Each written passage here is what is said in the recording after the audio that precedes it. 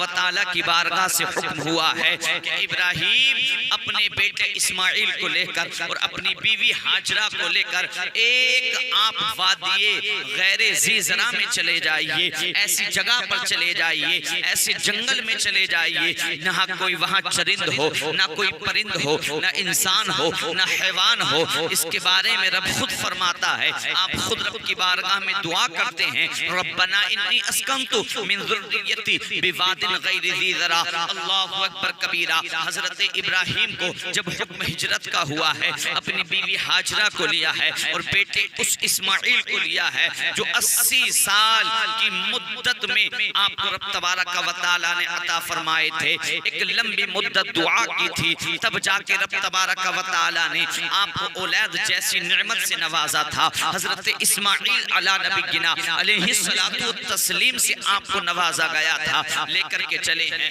اور جہاں پر آج کعبہ شریف ہے، ٹھیک اسی مقام پر حضرت ہاجرہ کو چھوڑا ہے۔ چھوڑنے کے بعد ایک مشکیزہ ہے جس میں تھوڑا سا پانی ہے اور چند کھجوریں ہیں، وہ حضرت ہاجرہ کو عطا فرمائی ہیں اور چلنے لگے ہیں۔ حضرت ہاجرہ نے اپنے شوہر کو، اپنے سرتاج کو ندا دی ہے، اے میرے سرتاج، ایسے مقام پر نہ کوئی چرند ہے، نہ کوئی پرند ہے، نہ کوئی بستی ہے، نہ کسی کا پتہ معلوم ہے، نہ یہاں ہریالی ہے، نہ سبزہ ہے، نہ یہاں پر کوئی کسی انسان کا نام ہے، نہ کوئی حیوان ہے، نہ قریب میں کوئی بستی یہاں پر بستی ہے، نہ قریب ہی کے میں نہ لوگ یہاں پر رہتے ہیں۔ ایسے چٹیل میدان میں، ایسی جگہ پر ہم کو چھوڑ کر کے جا رہے ہو، کس کے بھروسے ہم کو چھوڑ کر کے جا رہے ہو؟ لیکن حضرت ابراہیم علی نبینا علیہ السلام چلتے جا رہے ہیں۔ حضرت ہاجرہ پھر ندا دیتی ہیں، پھر آواز لگاتی ہیں اور کہتی ہیں کہ اگر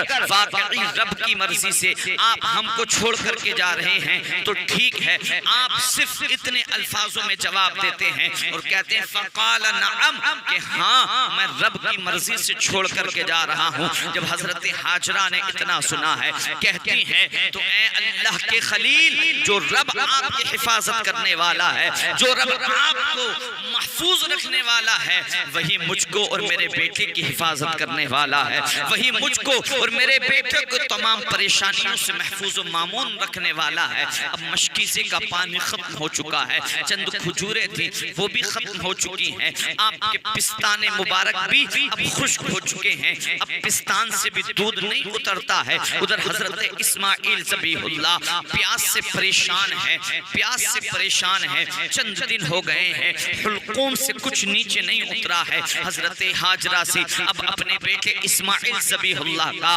آپ کا پیاس سے تڑپنا نہیں دیکھا گیا ہے، پریشان ہونا نہیں دیکھا گیا ہے۔ قریب کی ایک پہاڑی ہے، اس پہاڑی پر چڑھتی ہیں، اس پہاڑی پر پہنچتی ہیں کہ اونچائی پر پہنچنے کے بعد قریب کوئی بستی دکھائی دے جائے یا کسی کنویں کا پتہ چل جائے یا کسی جگہ پانی کا پتہ چل جائے، اس کی تلاش میں، پانی کی تتبع میں، جستجو میں پہاڑی پر، جس کو ہم صفا اور مروہ کے نام سے جانا کرتے ہیں، چڑھتی ہیں۔ لیکن جیسے ہی پہاڑی پر پہنچتی ہیں، اتنے ہی میں حضرت اسماعیل کی یاد آ جاتی ہے، نیچے تشریف لے آتی ہیں، اور جب بچے کا پیاس سے تڑپنا نہیں دیکھا جاتا ہے، پیاس کے مارے رونا نہیں دیکھا جاتا ہے، رہا نہیں جاتا ہے، پھر پہاڑی کی چوٹی پر پہنچایا کرتی ہیں کہ کاش کہ کوئی تو بستی دکھائی دے جائے، کوئی تو کنواں، کوئی تو پانی کا سراغ معلوم چل جائے۔ لیکن جب پہاڑی پر پہنچتی تھی، ادھر اسماعیل کی یاد آ جاتی تھی، نیچے آ جاتی تھی، اسماعیل کا پیاس سے تڑپنا نہیں دیکھا جاتا تھا تو پہاڑی پر پہنچ جایا کرتی تھی، پہاڑی پر چڑھ جایا کرتی تھی۔ اسی طریقے سے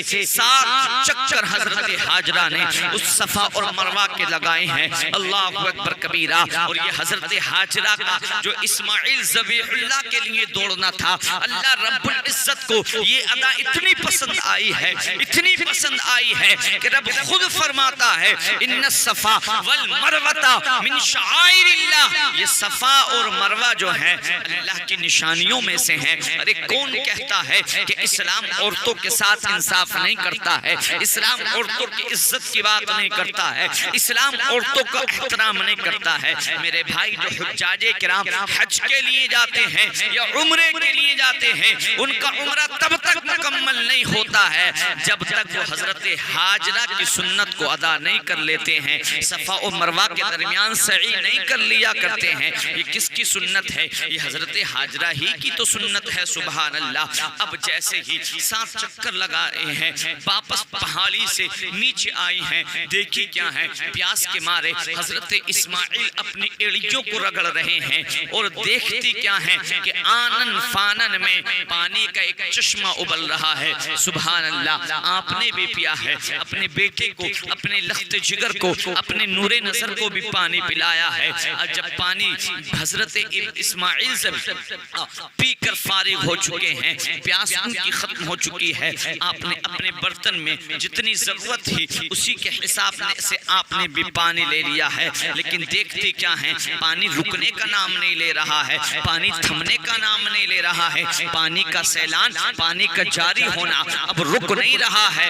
جس طریقے سے بھی حضرت حاجرہ سے ہو سکا تھا, آپ نے پانی کو روکنے کی کوشش کی تھی, اور آپ سے جب پانی نہیں رک رہا تھا تو آپ نے کہا تھا زمزم, یعنی پانی ٹھہر جا, اور جس کی نسبت سے آج بھی الحمدللہ اس پانی کو آب زمزم کہا جاتا ہے. اور اللہ رب العزت نے حضرت اسماعیل و حضرت حاجرہ کی برکت سے اس پانی میں اتنی دعا رکھی ہے کہ لاکھوں لوگ کعبہ شریف جاتے ہیں, آب زمزم کو پیتے ہیں اور اپنے ساتھ بھی گھر کو واپس لاتے ہیں, لیکن پھر بھی اس کنویں کا پانی ختم ہونے کا نام نہیں لیتا ہے.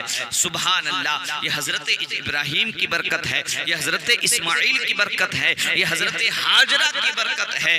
اللہ اکبر کبیرہ. آپ نے دیکھا ہوگا حجاج کرام زیادہ سے زیادہ پانی لانے کی کوشش کرتے ہیں, اور لانا بھی چاہیے, کیونکہ اور دیگر جو سامان ہے وہ تو ہمارے انڈیا میں, ہمارے ملک بھارت میں بھی مل سکتے ہیں, لیکن بتاؤ زمزم کیسے مل سکتا ہے؟ سبحان اللہ. اب حضرت ابراہیم خلیل اللہ علی نبینا علیہ الصلوۃ والتسلیم واپس تشریف لائے ہیں. اب کچھ جب حضرت اسماعیل بڑے ہوئے ہیں, رب کی بارگاہ سے ندا آئی ہے, جس کا بیان خود اللہ رب العزت 23ویں پارے میں فرماتا ہے, فلما بلغا معه السعی, جب حضرت اسماعیل جب کچھ بڑے ہوئے ہیں, قال یا بنی انی ارى فی المنام انی اذبحک فانظر ماذا ترى, قال یا ابت افعل ما تؤمر ستجدنی ان شاء اللہ من الصابرین. حضرت ابراہیم کا صبر ملاحظہ کیجئے گا, حضرت ابراہیم کی قربانی کو آپ ملاحظہ کیجئے گا.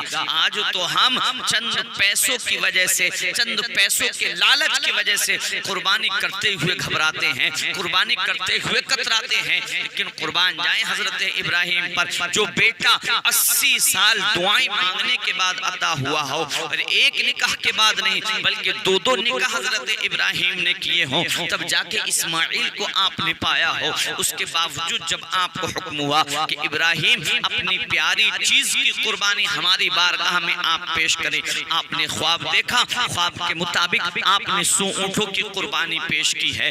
دوسرے دن پھر خواب کو ملاحظہ فرماتے ہیں کہ ابراہیم جو چیز سب سے زیادہ آپ کو پیاری ہے آپ اس کی قربانی پیش کیجئے گا. پھر آپ اونٹوں کی قربانی پیش کرتے ہیں. مسلسل پے در پہ ریگولر کنٹینیو جب 3 دن متواتر آپ خواب دیکھتے ہیں, سمجھ جاتے ہیں ارے میرے نزدیک تو مجھ کو میرے بیٹے سے زیادہ کوئی محبوب چیز نہیں ہے, پسندیدہ نہیں ہے. اور آج بھی ہر ماں باپ کو آپ دیکھتے ہیں اولاد کتنی پیاری ہوتی ہے, اولاد گرچہ کتنی نافرمانی ماں باپ کی کیوں نہ کرے, اولاد گرچہ دل کیوں نہ ماں باپ کا کتنا کیوں نہ دکھائے, لیکن ماں باپ اولاد کی خاطر تمام مشکلات سے لڑ جایا کرتے ہیں. ماں باپ اولاد کے مستقبل کی خاطر تمام پریشانیوں کو برداشت کر جایا کرتے ہیں, گرچہ یہ اولاد نافرمانی آگے چل کے کرنے لگے. اب حضرت ابراہیم کو حضرت اسماعیل سے زیادہ کوئی محبوب نہیں تھا, کوئی پسندیدہ نہیں تھا. حضرت